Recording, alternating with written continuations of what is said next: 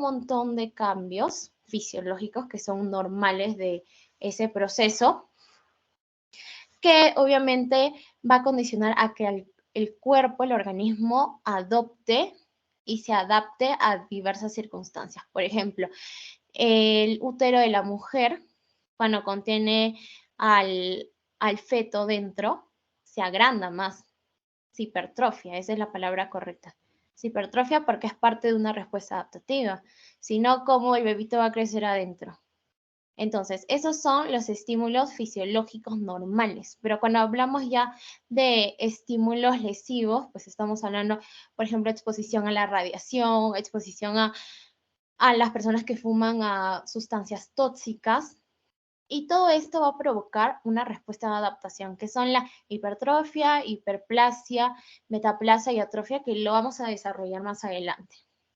Pero ¿qué pasa cuando se superan los límites de adaptación celular? O sea, mi célula ya no es capaz de adaptarse porque tal vez mi célula ya no recibe los nutrientes suficientes, una irrigación suficiente, ya hay estímulos lesivos un poco más fuertecitos. Bueno, mi célula sufre una lesión celular, pero todavía no todo está perdido. O sea, todavía mi célula tiene una capacidad de sobrevivir, si es que la lesión es reversible. Cuando hablamos de una lesión reversible, hablamos de una célula que se expone a estímulos un poco más leves y de una manera transitoria.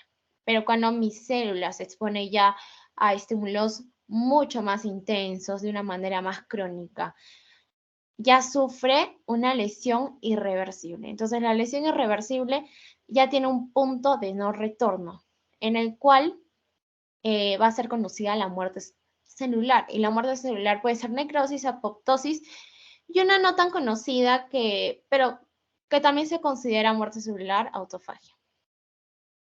Entonces, dicho esto, ya teniendo un panorama general, vamos a desglosar un poco.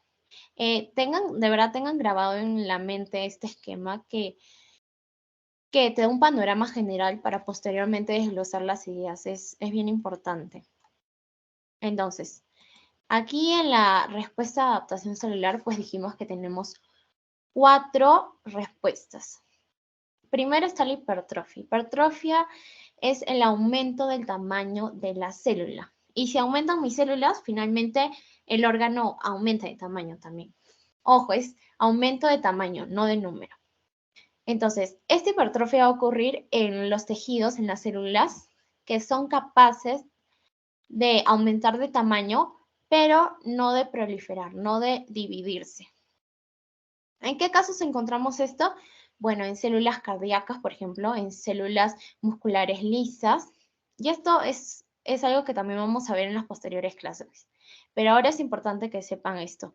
Hay tejidos que tienen capacidad de que sus células se dividan y hay tejidos que sus células normalmente no se dividen.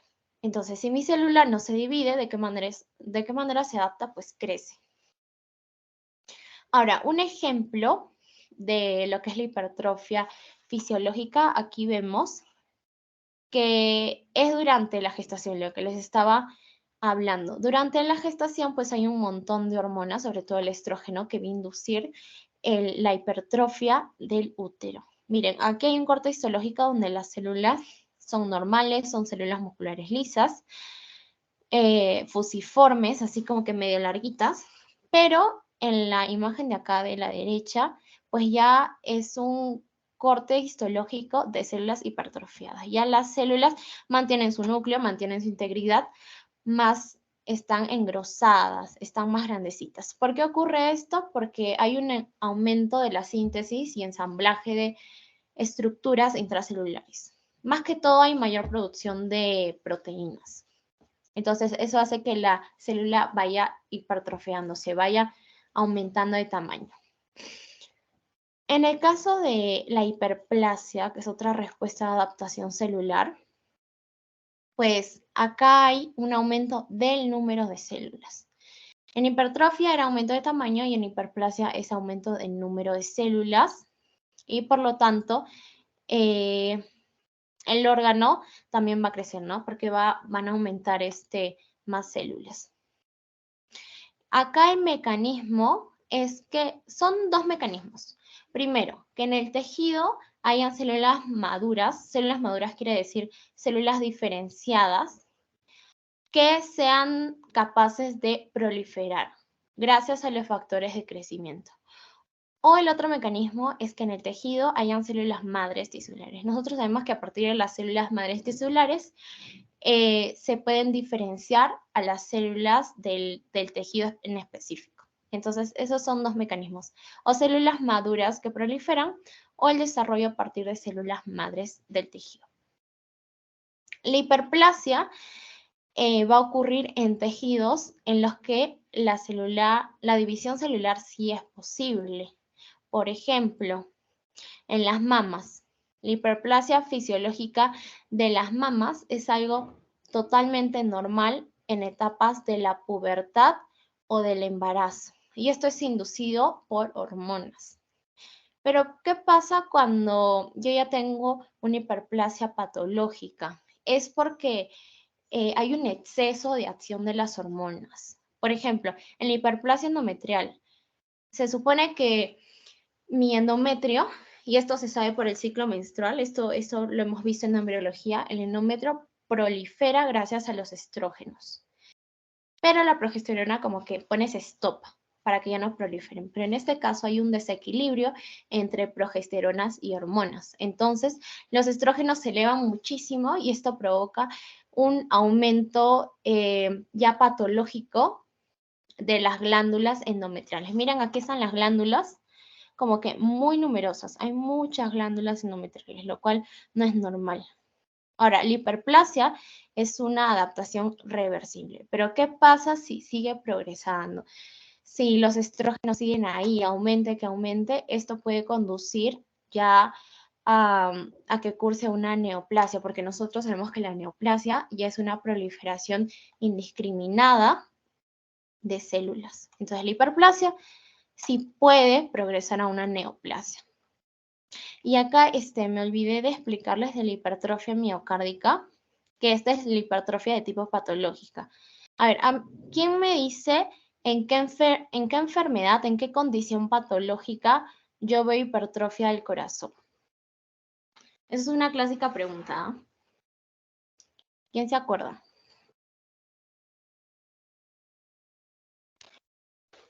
Pueden escribirlo por el chat si quieren, pueden decírmelo por el micro.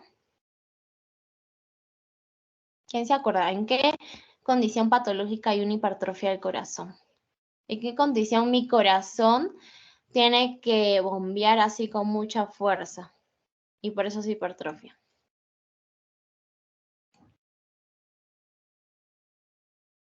Ya, bueno, esta vez yo les digo la respuesta. En la presión arterial.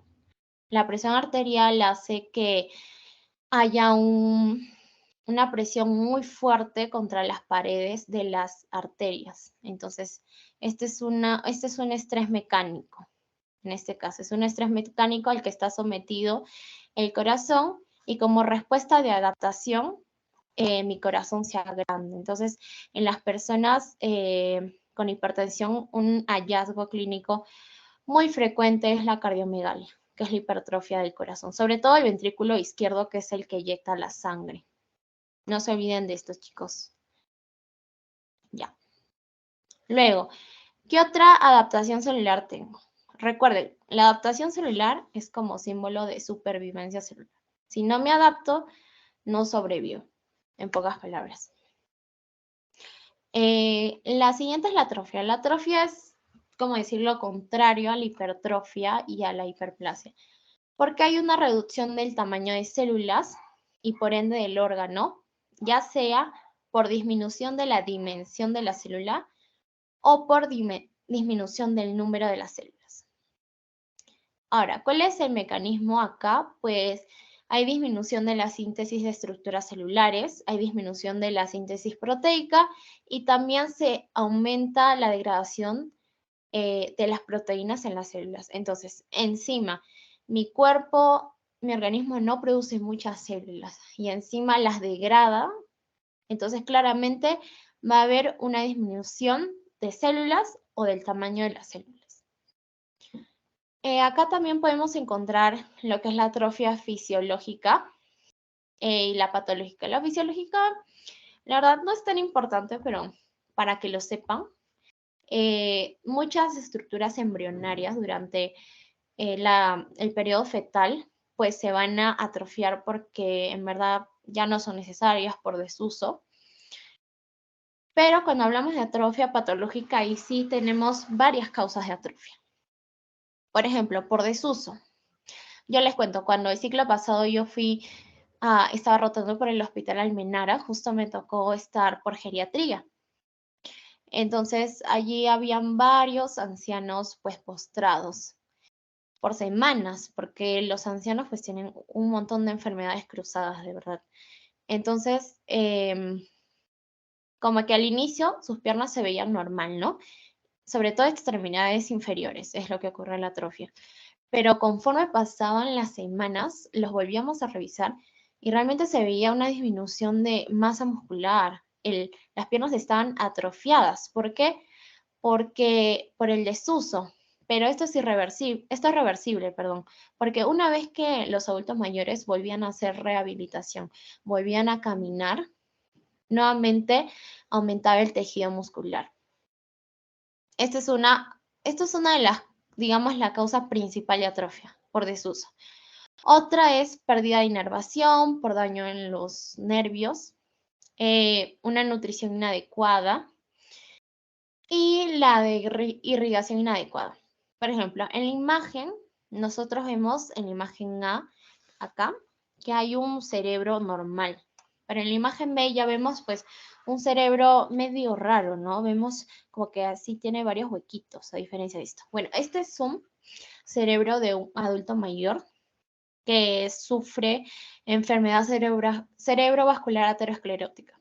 Para los que no se acuerdan bien qué era la aterosclerosis, pues es cuando en una arteria hay una plaquita de grasa y si hay una placa de grasa, pues se va a ver obstruido, afectado el flujo sanguíneo, la irrigación. Entonces, la aterosclerosis provoca una irrigación inadecuada. Y si mi célula no recibe nutrientes, no recibe oxígeno, ¿cómo va a poder sobrevivir bien? Su forma de adaptación es la atrofia. Entonces, nosotros vemos las circunvoluciones, que son como estas serpentinas, y entre ellos los surcos. Las circunvoluciones se han contraído un poco, se han atrofiado y los surcos vemos que se han ensanchado. Es por eso que parece que hay muchas zonas huecas. Y por último está la metaplasia. En la metaplasia ya hablamos de un cambio reversible en el que un tipo celular ya diferenciado es reemplazado por otro tipo de células. O sea, hay una transición de un tipo de células a otro tipo de células. ¿Esto por qué? Porque, digamos, el tejido se va a ver expuesto a determinado estímulo. Por ejemplo, un fumador, sus vías respiratorias se ven expuestas a las sustancias tóxicas del cigarro, ¿verdad?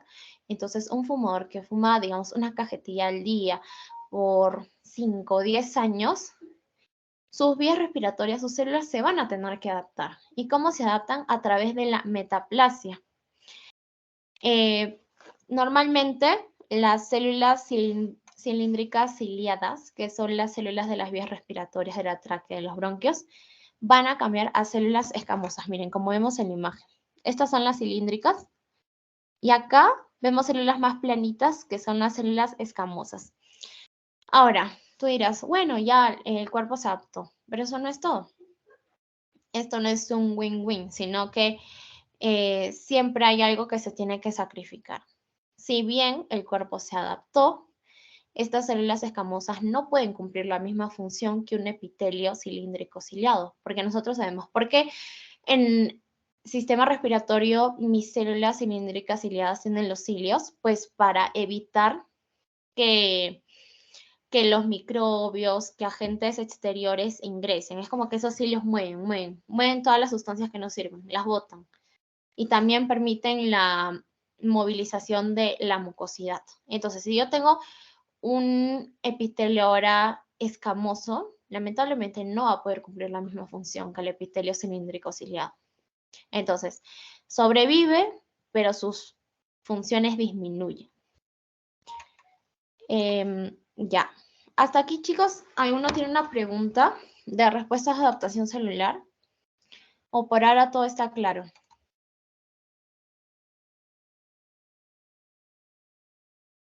¿Ninguno? Si no tienen, por favor, díganme que no, para saber que puedo continuar. Ya. Ok, gracias, Alexandra. Ya. El siguiente punto ya es... Uy, ¿qué pasó con esto? Se me desordenó la diapositiva. Ya, es esta, lesión celular. ¿Qué dijimos? Que cuando se sobrepasan los límites de la adaptación celular, mi célula ya se lesiona. Pero aquí tenemos una lesión celular reversible y una lesión celular irreversible. Aquí falta una I. Disculpen, una lesión celular irreversible. Bueno, en la célula celular irreversible, pues la lesión generalmente va a ser leve y no va a tener un estímulo lesivo progresivo, sino que va a ser temporal. Entonces, aquí si bien van a haber determinados cambios morfológicos, estructurales, y funcionales significativos, la lesión no ha progresado un daño grave todavía. La célula se mantiene íntegra, no hay cambios en la membrana, no hay disolución nuclear. Entonces, mi célula todavía tiene capacidad de recuperar su estructura y su funcionabilidad siempre y cuando se elimine el estímulo dañino. Pero ¿qué pasa? Si ya el daño es progresivo, si el estímulo lesivo incluso aumenta de intensidad, pues ya una lesión celular irreversible. Y de hecho, miren, en esta imagen es bien bonita. Todas las imágenes que les saco son del Robbins, porque es un libro de verdad bien completo. Aquí pues está la lesión celular reversible, ¿no? Dijimos que la funcionabilidad de la célula disminuye, pero no a tal punto de no poder recuperarse.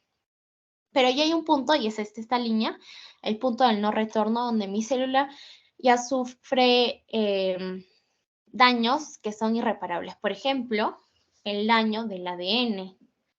Ya cuando el daño del ADN no se puede reparar, ya no queda más que otra que la apoptosis para que esa célula dañada no prolifere, ¿verdad? Entonces, este es el punto de no retorno y ya de ahí es la lesión celular irreversible, donde hay alteraciones bioquímicas que ya vamos a ver más adelante. Hay cambios ultraestructurales como la afectación del núcleo. Hay cambios apreciables al microscopio óptico y cambios morfológicos. Y ustedes dirán, bueno, has hablado mucho de estímulos lesivos, pero ¿cuáles pueden ser las causas de la lesión celular? Por ejemplo, primero tenemos la restricción de O2, de oxígeno. Esto se puede dar, por ejemplo, en la restricción de irrigación, ¿verdad? Como lo vimos en la diapositiva pasada. Si una arteria se estrecha y se reduce el flujo, el tejido en primera instancia, ¿qué hacía? Se adaptaba y, a ver, ¿quién se acuerda? Cuando hay una reducción de flujo sanguíneo, ¿qué tipo de adaptación celular hay? Cuando hay una afectación de la irrigación. ¿Quién me responde? ¿Hiperplasia, hipertrofia, atrofia o metaplasia? ¿Qué cambio había?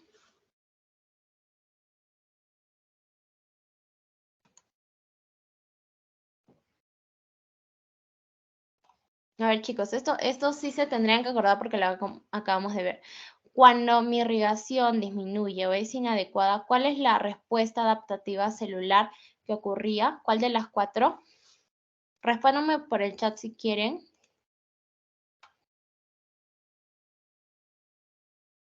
¿Quién se acuerda? ¿Nadie? ¿Nadie? ¿Nadie? ¿Cuál era? Hipertrofia, hiperplasia, atrofia, metaplasia. ¿Se acuerdan de ese cerebro que vimos que tenía como así surcos bien ensanchados por falta de irrigación? ¿Qué respuesta adaptativa era esa? Atrofia, muy bien. Muy bien, chicos, muy bien.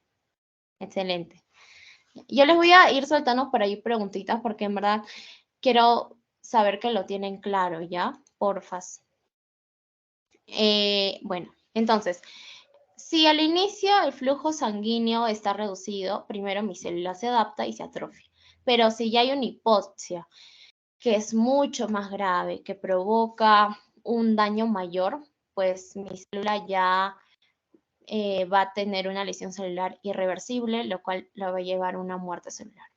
¿Qué otras causas de lesión celular hay? Agentes físicos como son los traumatismos mecánicos, las temperaturas altas o extremas, extremo calor, extremo frío, la radiación. Luego, sustancias químicas y fármacos. Por ejemplo, la alteración del equilibrio hidroeléctrico o también la exposición a sustancias venenosas. Por ejemplo, cianuro, mercurio. Porque cuando una persona se envenena hay que actuar rapidísimo porque estas sustancias tóxicas no pasan por un proceso de adaptación ni de lesión celular reversible, no, de frente provocan un daño irreversible que lleva a la muerte celular, pero si esa muerte celular se extiende a nivel sistémico, es muerte orgánica y el paciente fallece. Entonces es por eso que es muy importante actuar ante un envenenamiento.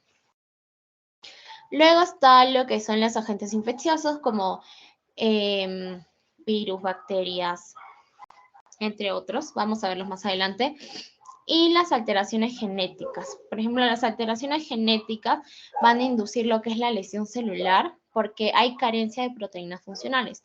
Una alteración genética, por ejemplo, puede ser el mal plegamiento de proteínas. Si no tenemos proteínas, que son las que hacen literalmente todo en nuestra célula, pues esto va a provocar muerte celular.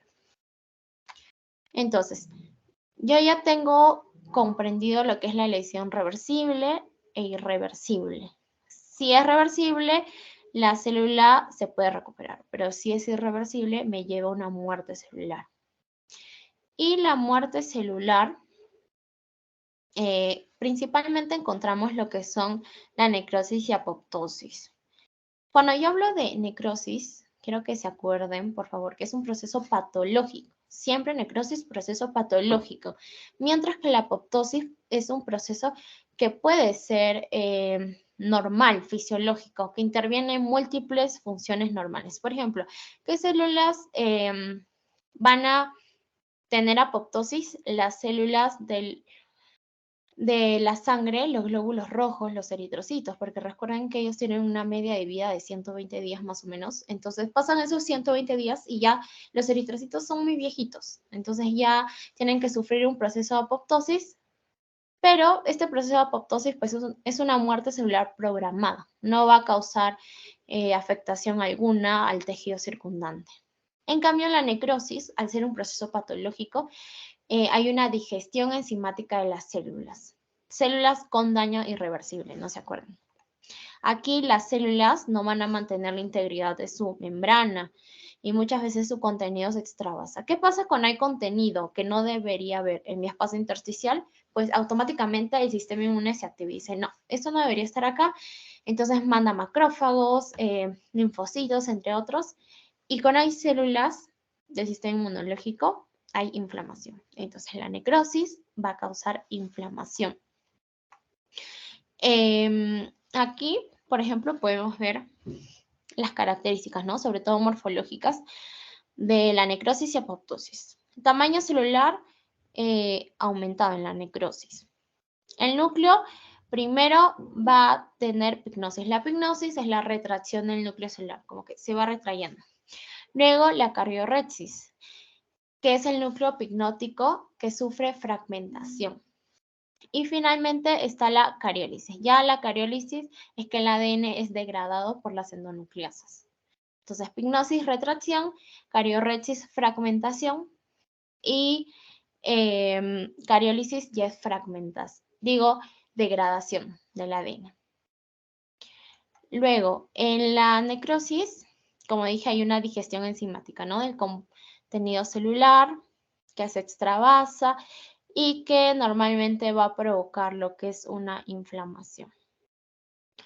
Pero la apoptosis, al ser una muerte celular programada, como dije, sirve para eliminar esas células que ya no quiero. células que ya no quiero o células que no se pueden reparar, como les di el ejemplo de si el ADN de determinada célula no se puede reparar, bueno, tristemente, chau, te programan tu muerte celular y la célula ya muere, pero es por el bien del organismo, porque si prolifera, ahí es donde empieza la neoplasia. Acá lo que hay es que el tamaño celular se retrae. Miren, aquí está, a ver dónde está. Se va retrayendo. Luego se van a formar como determinadas vesículas que posteriormente van a ser fagocitadas, sin necesidad de que se extravase con una membrana celular intacta, miren. Entonces, acá, como ven, se mantiene la integridad de la membrana. Acá no se mantiene la integridad de la membrana. Y como les dije, en la célula que sufre apoptosis, como ya es una muerte celular programada, todo ya está como que coordinado. Una célula que va a sufrir apoptosis puede tener 2 vías de apoptosis. Esto es algo que han aprendido en inmunología, si no me equivoco. Pero se ha visto bastante. Es bueno que le den un repaso. Las vías de apoptosis. Primero, vía mitocondrial o vía intrínseca. Esta va a ser desencadenada por la pérdida de las señales de supervivencia. Aquí va a haber daño de ADN que no se puede reparar y va a haber la acumulación de proteínas mal plegadas. Entonces, si hay esto, automáticamente la vía principal de elección va a ser la vía mitocondrial. Pero ¿qué pasa cuando hay linfocitos autorreactivos? Cuando hay daño causado por linfocitos citotóxicos, en este caso, la vía de receptores de muerte es la vía a escoger. Entonces, dense cuenta, chicos, cuando la vía intrínseca actúa es porque el problema es dentro de la célula, o sea, daño de ADN, acumulación de proteínas mal plegadas. Pero cuando el problema es externo, o sea, daño de linfocitos citotóxicos externos, la vía de elección van a ser la vía extrínseca. Y finalmente está la autofagia. La autofagia finalmente te conduce a la muerte celular, así que prácticamente sí se considera un tipo de muerte celular, no tan conocido como necrosis y apoptosis, pero también ahí está en el Robbins, lo pueden leer. ¿Qué pasa acá? Que la célula, en pocas palabras, se traga a sí misma. Muchas células sufren estrés celular como falta de nutrientes, entonces automáticamente activan los genes de autofagia. Es como si la célula no tiene nutrientes, tiene mucha hambre, entonces lo que va a hacer es alimentarse de sus propios componentes. Aquí se inicia la formación de vesículas redondeadas, en las cuales atrapan a los organelos celulares y estas vesículas se fusionan con lisosomas y que se forman autofagolisosomas, donde los organelos son digeridos. Y entonces es así como finalmente la célula va a tratar de cubrir su demanda nutricional, literalmente tragándose a sí mismos. Bueno, ahora después de esto, chicos, después de que es la muerte celular, que hemos visto necrosis, apoptosis, autofagia, aquí viene lo que es la necrosis. Aquí vamos a enfatizarnos en la necrosis, los patrones de la necrosis. Esta es una de las cosas que más, de verdad, más preguntan en el parcial junto a las adaptaciones celulares. Entonces, por favor, quiero que lo tengan bien claro. Si tienen preguntas, al final yo les voy a decir y pueden levantar la mano. Ya dijimos que la necrosis finalmente te lleva a la muerte celular, ¿no? Porque ya es un tipo de lesión celular irreversible. Entonces, es importante que yo reconozca los patrones morfológicos de los tipos de necrosis, porque de ahí yo voy a poder reconocer la posible causa. Por ejemplo, la necrosis coagulativa. Empezamos acá. En la necrosis coagulativa hay una conservación temporal de la arquitectura del tejido. Y tú me dirás, oye, Milena, pero nos acabas de decir que las células de necrosis, pues su membrana se disuelve, sus el ADN se fragmenta. Entonces, ¿cómo es que hay una conservación temporal de la arquitectura del tejido? Bueno, esto es porque en este tipo de necrosis se desnaturalizan las proteínas, entre ellas las enzimas. Si mis enzimas no están funcionales, se están desnaturalizadas, ¿la célula va a poder haber el proceso de proteólisis? No. Entonces, como el proceso de proteólisis se ve bloqueado, la célula temporalmente, solo por un tiempo, conserva lo que es su arquitectura. Pero ya luego que la célula sufre todos esos cambios típicos morfológicos de la necrosis, las células muertas van a ser digeridas por enzimas de los leucocitos. Porque ustedes, yo les dije, cuando hay necrosis, hay inflamación. ¿Por qué? Porque el sistema inmune se activa. Dicen, no, esto no debería estar acá. Y envían a sus macrófagos, a sus linfocitos, sobre todo macrófagos, para que fagociten todo ese contenido extravasado. Entonces, estas células muertas son digeridas por enzimas de los leucocitos que han sido reclutados a la zona de necrosis. Y finalmente los restos celulares ya son eliminados por fagocitosis, ¿no? Por los macrófagos. En esta imagen se ve la necrosis coagulativa de un riñón. Ha habido un infarto renal. Entonces, en la necrosis coagulativa, su típico ejemplo es el infarto. ¿Por qué? Porque hay una reducción del flujo. Un infarto es que el flujo sanguíneo se ha visto obstruido. Infarto del corazón, infarto del riñón, de muchos órganos. Entonces, en esta imagen vemos infarto renal. Esto blanquito está en forma de cuña, es la zona de infarto. Lo vemos de un color muy diferente al color normal de un riñón. Entonces, en este riñón, disculpen que no puedo hacer zoom, no sé por qué, pero creo que ustedes en su pantalla sí pueden. En esta zona, para que lo tengan en claro, en esta zona hay células normales que tienen sus estructuras preservadas. Las células están normales con su membrana, con su núcleo. Pero en esta zona de acá ya hay unas células necróticas. ¿Y qué son las células necróticas? Pues ya pierden su núcleo, su membrana ya no se ve totalmente claro y también hay contenido inflamatorio. Pero cuando nosotros ya hablamos de necrosis licuefactiva, siempre que les venga necrosis licuefactiva, acuérdense de infecciones bacterianas, infecciones micóticas, infecciones por microorganismos. Los microbios van a estimular la acumulación de células inflamatorias. Nuevamente, si hay algo desconocido que entra en mi organismo, al toque se activa el sistema inmune y dice, no, esto es desconocido, esto ¿qué hace nuestro cuerpo? Tenemos que eliminarlo. Entonces, las células inflamatorias migran a la zona de donde están los microbios.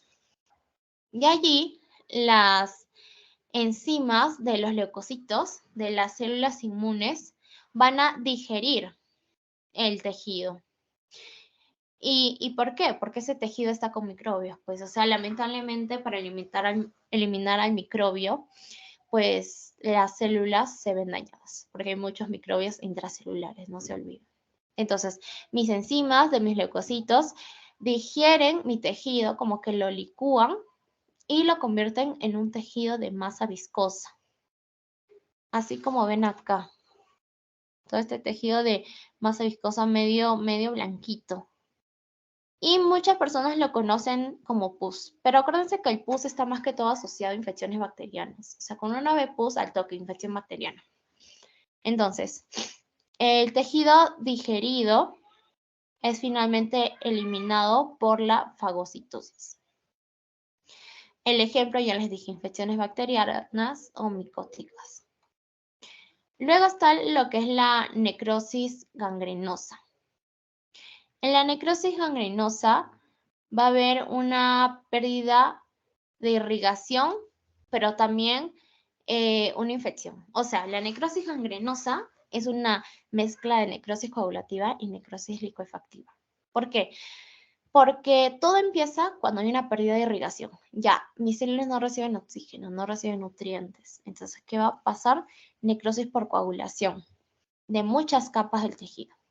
Pero encima, sumado a esta falta de irrigación, se suma una infección bacteriana. Pucha. ¿Y qué dijimos que ocurre en la infección bacteriana? Se licúa mi tejido por las enzimas de mis leucocitos.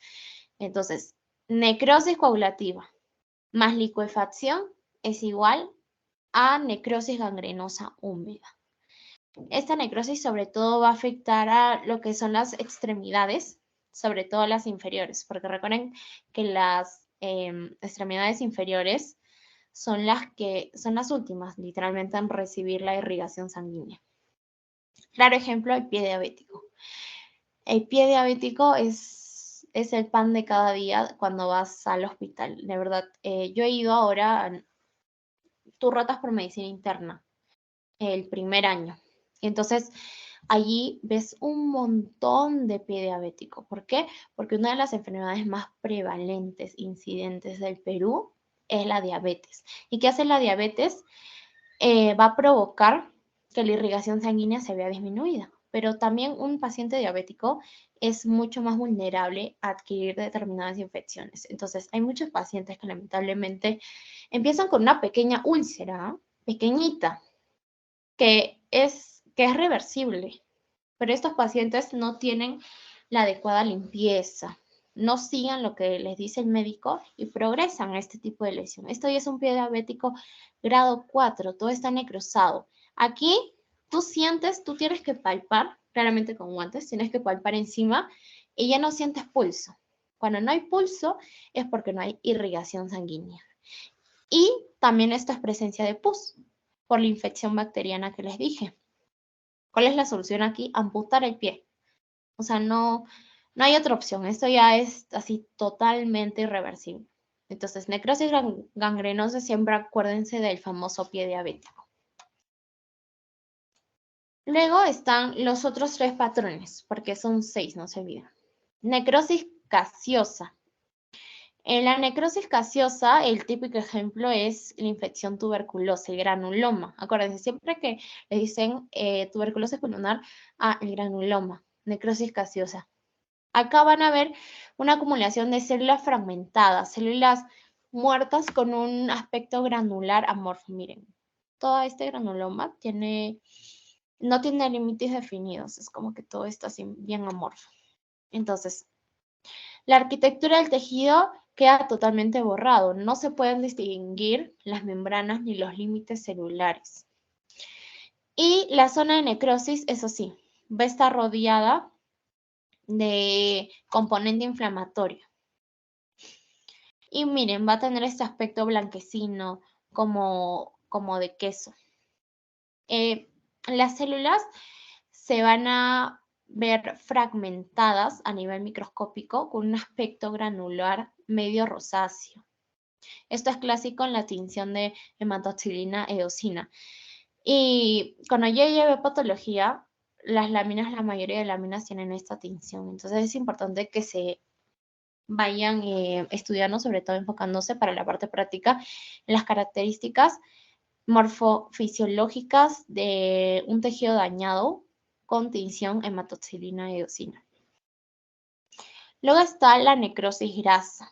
La necrosis grasa ya es una zona focal donde hay destrucción de tejido adiposo de la grasa.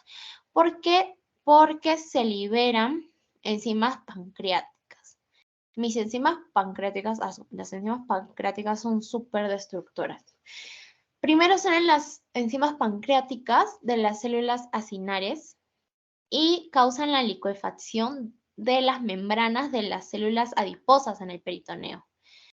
Entonces, membranas destruidas. Luego de eso vienen las lipasas y las lipasas van a degradar todo lo que es el contenido de las células adiposas que son triglicéridos. Entonces, primero se destruye la membrana y luego entran las lipasas y destruyen todos los triglicéridos. Y esto va a provocar la liberación de ácidos grasos que se van a combinar con calcio. ¿Qué pasa cuando un componente graso se mezcla con un componente alcalino? pues va a haber saponificación de la grasa. Y miren, va a tener como que a nivel macroscópico se va a ver así, saponificación de la grasa. Y esto ocurre generalmente en la pancreatitis aguda. Luego, finalmente, en los patrones de necrosis está lo que es la necrosis fibrinoide. Aquí, esto va a ser una reacción autoinmune. ¿Por qué? Porque mis vasos sanguíneos se van a empezar a depositar un montón de complejos de antígenos y anticuerpos, o sea, de autocomplejos. Entonces, se depositan antígenos, anticuerpos en las paredes de mis arterias. Y de la arteria sale la fibrina. Estos inmunocomplejos, mezclados con la fibrina, van a generar todo este aspecto amorfo que ven acá, de un rosa brillante con la tensión hematoxilina de eosina. Esta estructura de acá se llama necrosis fibrinoide. Es una área circunferencial, como ven acá, color rosadito intenso, con inflamación de neutrófilos. Todo eso de moradito, esos núcleos oscuros, son los neutrófilos. ¿En qué enfermedad ocurre esto? En el síndrome de vasculitis mediado por inmunocomplejos. Esa es la clásica enfermedad autoinmune donde ocurre la necrosis fibrinoide. Entonces, ya hemos visto un poco de lo que son cambios funcionales, cambios morfológicos, como hemos visto a continuación. Quiero saber si alguien tiene una preguntita, alguna pregunta para ya pasar al último punto de esta clase. ¿Todo claro en patrones de necrosis? Por favor, díganme porque esto sí les va a venir. Les va a venir en su parcial. Esto es fijo, fijo, fijo. Y es importante que tengan claro las características de cada necrosis. Dime, Valeria. Sí, disculpa, ¿podrías explicar otra vez lo de necrosis fibrinoide? Sí, claro. Ya. Entonces, mi necrosis fibrinoide. ¿Qué es lo que pasa? Yo tengo mis vasos sanguíneos y lamentablemente por una reacción autoinmune, en mis vasos sanguíneos se van a depositar antígenos y anticuerpos. Anticuerpos de mi sistema inmune. Entonces se depositan antígenos y anticuerpos que son inmunocomplejos. Y ustedes saben, los anticuerpos atacan las células. Entonces mi tejido se va a ver atacado. ¿Y qué pasa acá?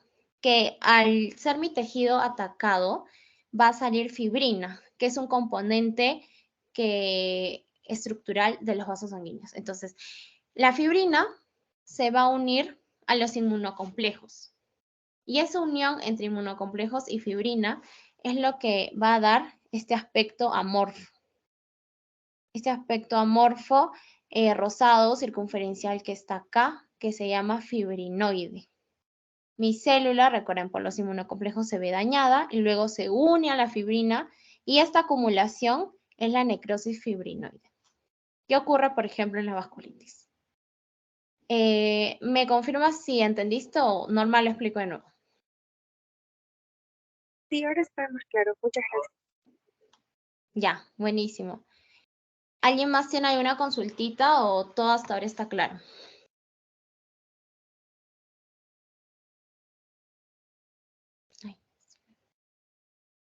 Ya.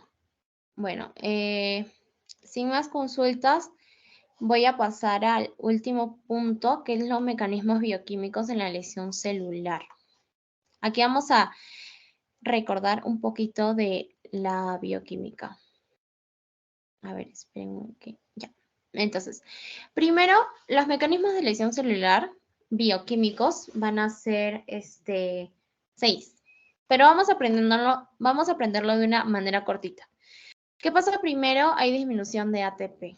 Entonces, si yo tengo disminución de ATP, obviamente van a fallar mis funciones celulares dependientes de la energía. Si mis funciones celulares no funcionan bien porque no hay ATP, ¿qué pasa? Necrosis celular, es decir, muerte celular.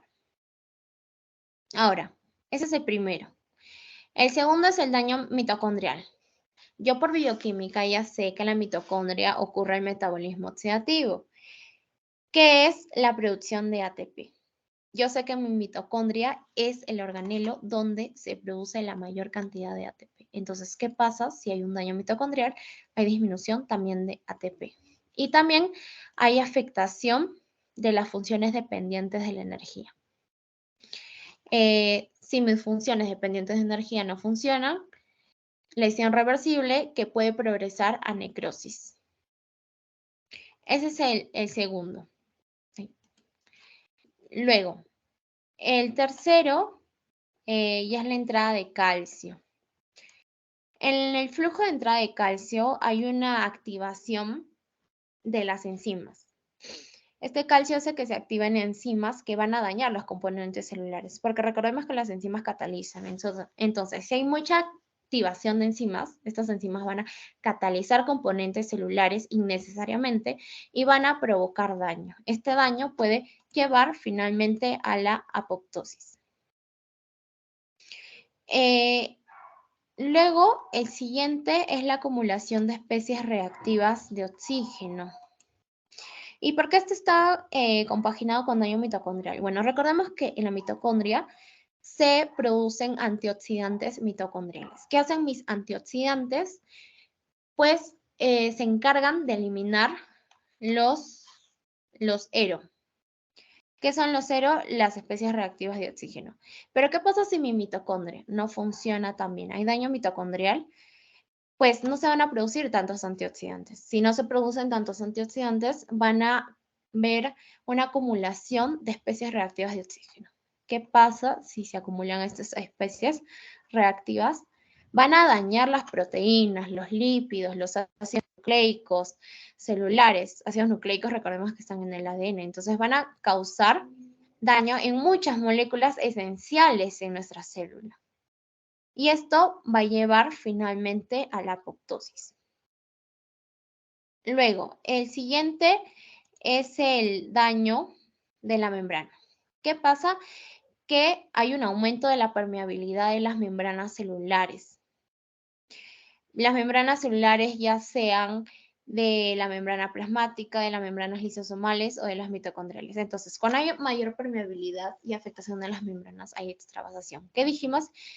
¿Dónde ocurre la extravasación? En la necrosis. Entonces, este proceso me va a llevar a una necrosis celular.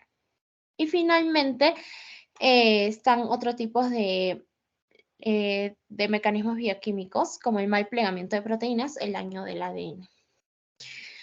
Si hay mal plegamiento de proteínas o acumulación de ADN dañado, ¿quién me dice qué proceso ocurre? ¿Necrosis o apoptosis?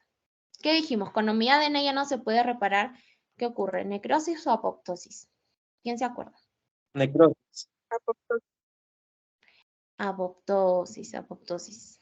Sí, apoptosis. No se olviden, porque si mi ADN ya no se puede reparar, entonces automáticamente la célula dice, no, esta célula ya está inservible, entonces le tenemos que programar una muerte programada, que es la apoptosis. Entonces, estos son los cambios bioquímicos. La verdad que esto no ahonden tanto porque les vendrá una o dos preguntas, pero también porque no se hagan bolas, porque yo sé que para algunos, y me incluye la bioquímica, es algo que me explota un poco la cabeza, pero apréndanse las cosas más generales. Eso es todo, chicos. Aquí están las fuentes bibliográficas, todo lo sacado del Robbins, como les dije. No sé si alguno tiene alguna preguntita antes de pasar a lo siguiente. ¿Alguno tiene alguna pregunta? O no necesariamente de la clase, sino de cómo se van a llevar las clases, algo extra.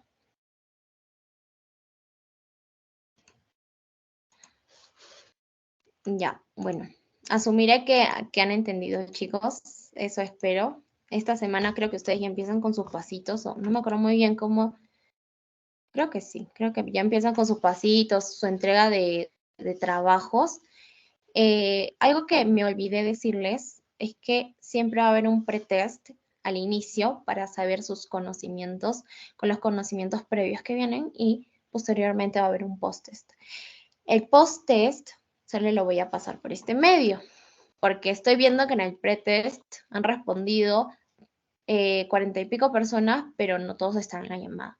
Entonces, lo justo y lo más honesto es que pues el post-test solo ustedes tengan el acceso al post-test.